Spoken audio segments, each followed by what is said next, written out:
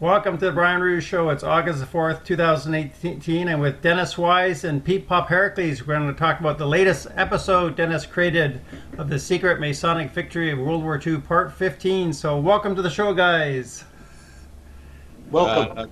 Hello, Dennis. Hello, Brian. Nice to be on the show. Yeah, so Dennis, you want to start off? I was really interested in the bits about Stalin turning against the Jews in this.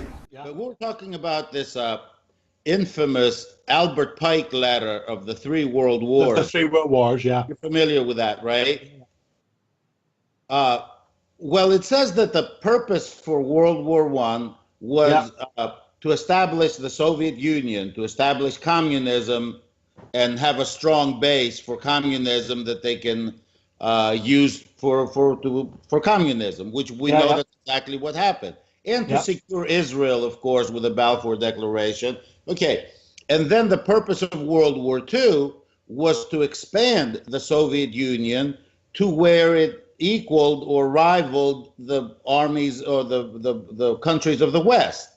Mm-hmm. Okay, so in other words, it was in the plans already from a long time ago, if one believes that this letter was true, that they were going to expand, that their primary purpose for World War II was to expand the Soviet Union to include Eastern Europe.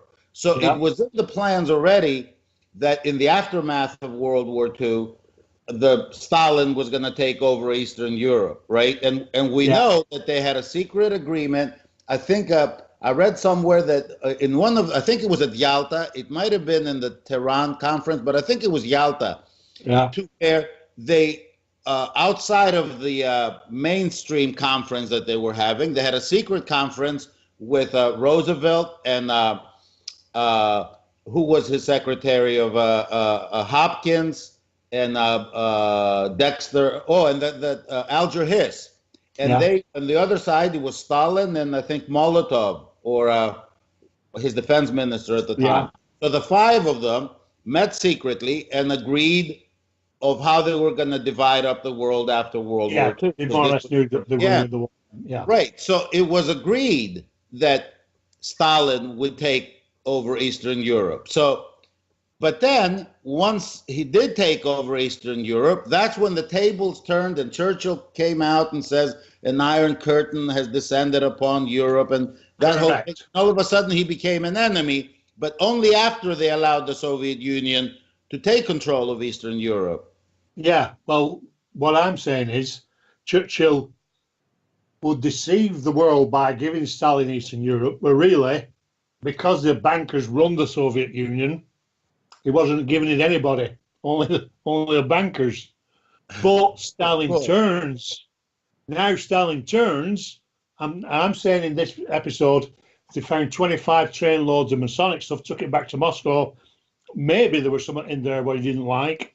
But suddenly, from I think about 1920 something, he wrote an article in Pravda, or he gave a speech saying about anti-Semitism must be treated with the harshest way, which was a death sentence. That's right. From that, he's now turned to killing Jews at will. Wow. Something's turned him. So what did he find in these documents? Do you have any theory?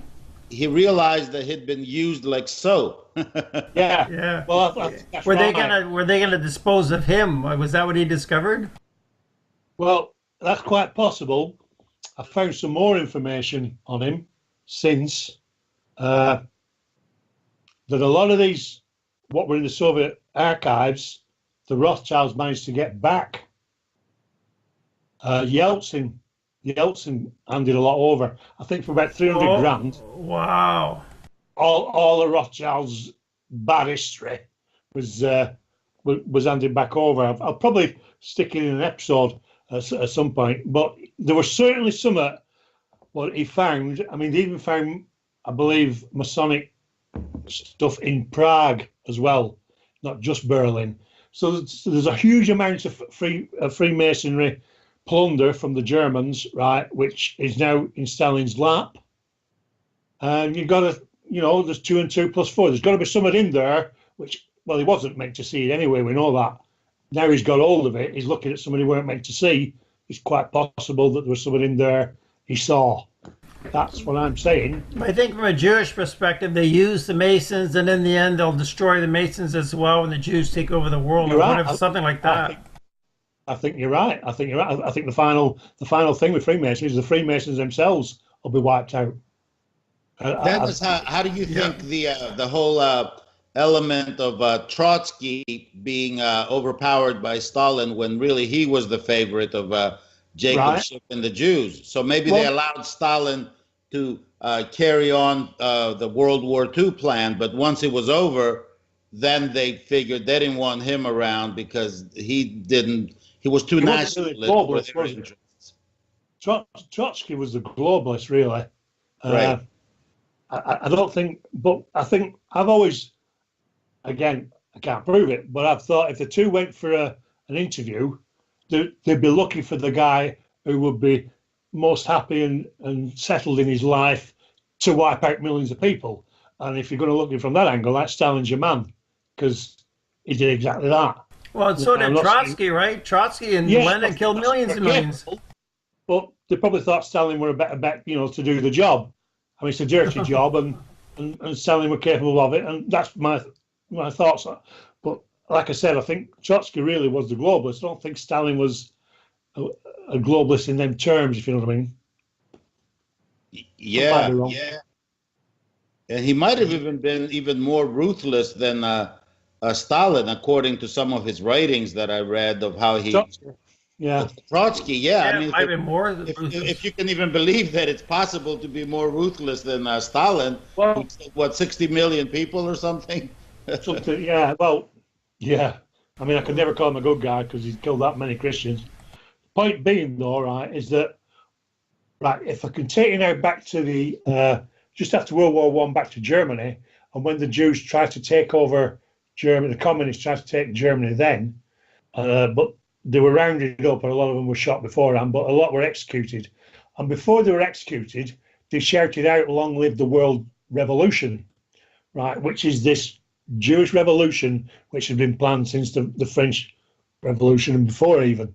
So consequently, I'm thinking to myself, right, hang on a minute. They've took Europe now after World War II, so they've got the Western world, they already had America, well, maybe the Soviet Union's a rogue at the moment, but they get it back. Now, so the next part of this world revolution is the Middle East. So you're looking now at the Trotskyites in America, who are the neocons. Bush himself is a neocon, which makes him a Trotskyite, makes him a communist. And then all of a sudden you see Iraq going down. Then you see Libya going down. And you see these other revolutions. Egypt have a revolution. So all these revolutions now are switched to the Middle East, which is that it would have to be if you were going to take the world, because it's the world domination, isn't it? The world revolution.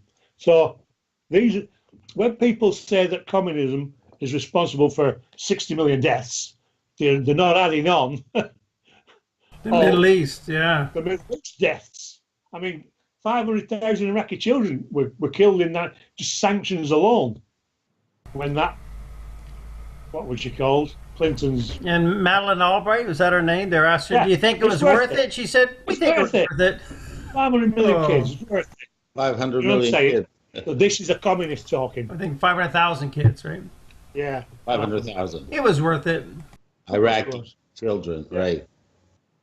So it's unraveling, I think. I think it's unraveling. All right, a lot of it, I can't say I can prove for sure, but common sense tells you that if they're going to go for the world, they've got to take Middle East. Donate to the Brian Ruhe Show at the link below. Consider that during the time of the Russian Revolution, average working Jews were donating like 30% of their income or more to support the Russian Revolution because it was good for the Jews. So we have to support our leaders in the truth movement, and many of those leaders are guests on my show now and in the future. So supporting the Brian Ruhe Show is your obligation.